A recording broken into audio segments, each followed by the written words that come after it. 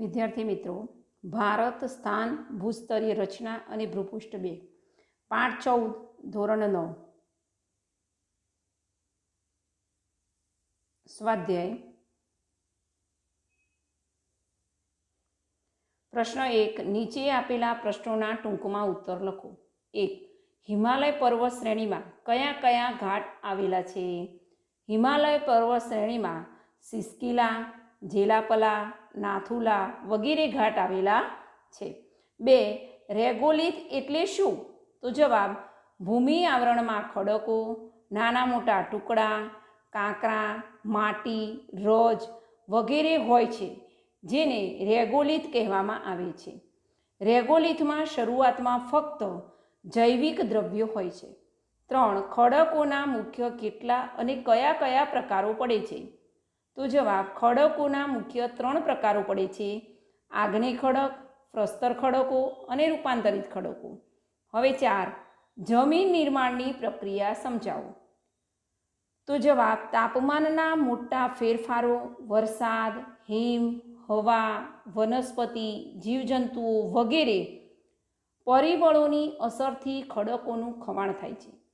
તેનાથી ખડકોની ઉપરની સપાટીનો ભૂકો બની ભૂમિ આવરણ રચાય છે. તેમાં ખડકોનો ટુકડા, કાંકરા, માટી, રજ વગેરે હોય છે. જે રેગોલિથ કહેવાય છે. તેમાં જૈવિક દ્રવ્યો, હવા, પાણી ભળીને જમીન બને છે. હવે પ્રશ્ન નંબર 2.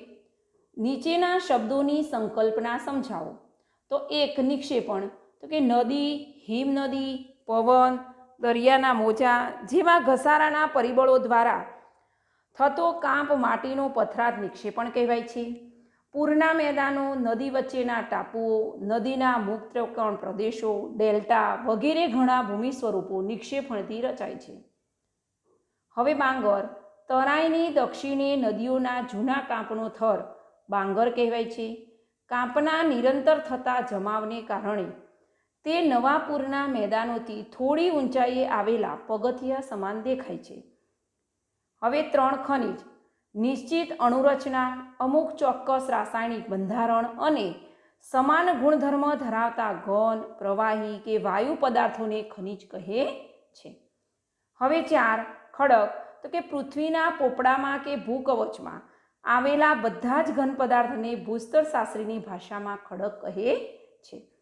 હવે જમીન, તો કે તાપમાનના મોટા ફેરફારો, વરસાદ, હિમ, હવા, વનસ્પતિ, જીવજંતુઓ વગેરે પરિબળોની અસરથી ખડકોનું ખવાણ થાય છે.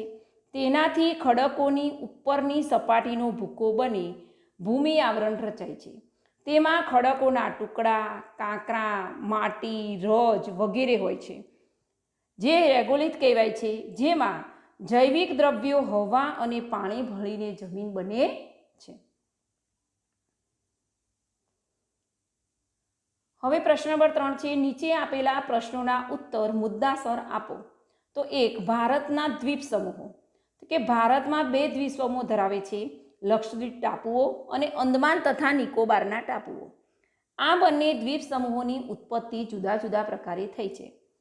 લક્ષદ્વીપ ટાપુઓ અરબ સાગરમાંથી કેરળના કિનારાથી 280 થી 480 કિલોમીટર દૂર આવેલા છે. આ દ્વીપ સમૂહ પરવાળાના નિક્ષેપથી રચાયેલા નાના નાના ટાપુઓનો બનેલો છે. તેમાંના ઘણાનો આકાર ઘોડાની નાળ જેવો છે. આ પ્રકારના પરવાળાના દ્વીપોને એટોલ કહે છે. લક્ષદ્વીપ સમૂહમાં કુલ 27 ટાપુઓ છે, જેમાંના 11 પર વસ્તી છે. અંદમાન અને નિકોબાર ટાપુઓ બંગાળાની ખાડીમાં કોલકાતા અને ચેન્નઈથી લગભગ 1200 કિલોમીટરના સમાન અંતરે આવેલા છે. આ ટાપુઓ લક્ષદ્વીપ ટાપુઓ કરતાં મોટા સંખ્યામાં વધુ અને વધારે વિસ્તૃત ક્ષેત્રમાં પથરાયેલા છે. નાના મોટા કુલ 572 ટાપુઓમાંથી અંદમાન જૂથના કુલ 25 ટાપુઓ અને નિકોબાર જૂથના કુલ 13 ટાપુઓ પર વસ્તી છે. બાકીના ટાપુઓ નિર્જન છે. આ ટાપુઓ નિમજ્જન પર્વત શ્રેણીઓના શિખરો છે.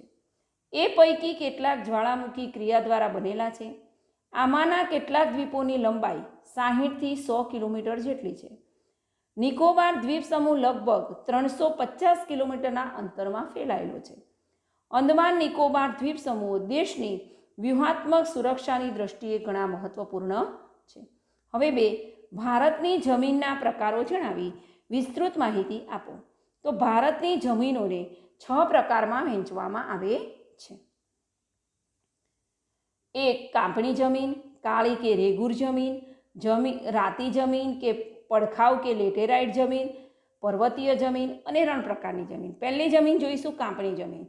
તો કે કાંપણી જમીન દેશના મોટા વિસ્તારમાં જોવા મળે છે. તે મુખ્યત્વે ઉત્તરના મેદાનો, કિનારાના મેદાનો અને છત્તીસગઢ બેસિનમાં આવેલા છે. કાંપણી જમીનના 2 પ્રકાર છે, ખદર અને બાંગર. નદીઓના નિક્ષેપથી બનેલી નવા કાંપણી જમીન ખદર નામે ઓળખાય છે. આવી જમીનો મોટી નદીઓના નજીકના ક્ષેત્રોમાં જોવા મળે છે. નદીઓના ઉપરવાસમાં આવેલી જૂના કાંપણી જમીનો બાંગર કહેવાય છે. ખદર જમીન પ્રમાણમાં રેતાળ અને આછા રંગની હોય છે, જ્યારે બાંગર જમીન ચીકણી અને ઘેરા રંગની હોય છે. કાંપણી જમીનની ફળદ્રુપતા જુદી જુદી જગ્યાએ ભિન્ન ભિન્ન હોય છે, પરંતુ એકંદરે આ જમીન ઘણી ઉપજાઉ હોય છે. ભારતમાં પંજાબ, ઉત્તર પ્રદેશ, બિહાર, પશ્ચિમ બંગાળ વગેરે રાજ્યોમાં કાંપણી જમીન આવેલી છે. હવે 2, કાળી જમીન. તો કે કાળી જમીન દક્ષિણ ભારતના ઉચ્ચ પ્રદેશમાં મુખ્યત્વે મહારાષ્ટ્ર, પશ્ચિમી મધ્યપ્રદેશ, ઉત્તર કર્ણાટક, આંધ્રપ્રદેશ, તેલંગાણા, તમિલનાડુ અને ગુજરાતમાં આવેલી છે. તે રૂપાંતરિત ખડકોમાંથી બનેલી છે. તે કસદાર અને ચીકણી હોય છે અને ભેજને લાંબા સમય સુધી જાળવી રાખવાની ક્ષમતા ધરાવે છે. તે કપાસના પાક માટે ખૂબ અનુકૂળ હોવાથી કપાસની કાળી જમીન તરીકે ઓળખાય છે. તે રેગોર નામે પણ જાણીતી છે. હવે 3, રાતી જમીન. તો ભારતમાં રાતી જમીન મોટા ભાગે ગોવા, તમિલનાડુ, કર્ણાટક, આંધ્રપ્રદેશ, છત્તીસગઢ, ઓડિશા અને ઝારખંડના કેટલાક ભાગોમાં અને ઉત્તર પૂર્વના રાજ્યમાં આવેલી છે. તે ખાસ કરીને અગ્નિકૃત અને રૂપાંતરિત ખડકો ધરાવતા ક્ષેત્રોમાં છે. તેનો રાતો રંગ તેમાં રહેલા લોહ તત્વ અને અન્ય સેન્દ્રિય તત્વોને આભારી છે. જ્યાં જમીનના કણો ઘણા બારીક છે અને થર જાડા છે, ત્યાં તે છિદ્રાળુ અને ઉપજાઉ છે. હવે 4, પડખાવ કે લેટેરાઇટ જમીન. તો પડખાવ જમીન પશ્ચિમ મહારાષ્ટ્ર, ગોવા, કર્ણાટક, કેરળ, ઓડિશા, અસમ અને મેઘાલયના કેટલાક ભાગોમાં જોવા મળે છે. ભારે વરસાદને લીધે જમીનના ઉપલા પડમાંથી દ્રવ્ય ક્ષારો ધોવાઈને પડખાવ જમીન બને છે. ધોવાઈ ગયેલા પડમાં લોહ અને એલ્યુમિનિયમ તત્વોના સંયોજનોનું પ્રમાણ વધુ હોવાથી તે રાતી દેખાય છે. પડખાવ જમીનમાં જૈવિક દ્રવ્યોનું પ્રમાણ ઓછું હોવાથી ઓછી ફળદ્રુપતા ધરાવે છે. હવે પર્વતીય જમીન. તો કે ભારતમાં પર્વતીય જમીન હિમાલય અને પૂર્વની પર્વત શ્રેણીઓમાં ધરાવતા જમ્મુ કાશ્મીર, હિમાચલ પ્રદેશ, ઉત્તરાખંડ, સિક્કિમ અને અરુણાચલ પ્રદેશમાં જોવા મળે છે. જંગલવાળા ભાગોમાં આ જમીનમાં જૈવિક દ્રવ્યો વધુ હોય છે. શિવાલિક પર્વત શ્રેણી પર આ જમીન ઓછા કસવાળી, અપરિપક્વ, રેતાળ, છિદ્રાળુ અને જૈવિક દ્રવ્યોના અભાવવાળી જોવા મળે છે. હવે 6, રણ પ્રકારની જમીન. તો કે ભારતમાં રણ પ્રકારની જમીન રાજસ્થાન, ગુજરાત, પંજાબ અને હરિયાણાના શુષ્ક ક્ષેત્રોમાં આવેલી છે. અહીં કેટલીક રેતી મુખ્યત્વે પવન દ્વારા થયેલા સ્થાનિક ખવાણથી ઉદ્ભવી છે, તો કેટલીક સિંધુ ખીણમાંથી ઉડી આવીને જમા થઈ છે. કેટલાક ક્ષેત્રોમાં ક્ષાર કણોની અધિકતા અને જૈવિક દ્રવ્યોની ઓછપ જોવા મળે છે. અહીં જે વિસ્તારમાં માટીના કણોનું પ્રમાણ સારું છે અને ક્ષારતા ઓછી છે, ત્યાં સિંચાઈની સગવડો થવાથી ખેતી થવા લાગી છે. હવે પ્રશ્ન નંબર 3, ખનિજોનું વર્ગીકરણ કરો. તો ધાતુમય ખનિજો. કિંમતી ધાતુમય ખનિજો તો કયા? સોનું, રૂપું એટલે કે ચાંદી અને પ્લેટિનિયમ વગેરે. હલકી ધાતુમય ખનિજો એટલે કે મેગ્નેશિયમ, બોક્સાઇટ, ટિટાનિયમ વગેરે. હવે સામાન્ય ઉપયોગમાં લેવાતા ખનિજો એટલે કે લોખંડ, તાંબુ, સીસુ, જસત, કલાઈ અને નિકલ. મિશ્ર ધાતુના રૂપે વપરાતા ખનિજો એટલે કે ક્રોમિયમ, મેંગેનીઝ, ટંગસ્ટન અને વેડેનિયમ. હવે અધાતુમય ખનિજો એટલે કે ચૂનાના પથ્થર, ચોક, એસ્બેસ્ટોસ, અબરખ, ફ્લોરસ્પાર, જીપ્સમ એટલે કે ચિરોડી, ગંધક અને હીરા. હવે 3 સંચાલન શક્તિ માટે ઉપયોગમાં લેવાતા ખનિજો, એટલે કે કોલસો, ખનિજ તેલ, કુદરતી વાયુ, યુરેનિયમ, થોરિયમ વગેરે.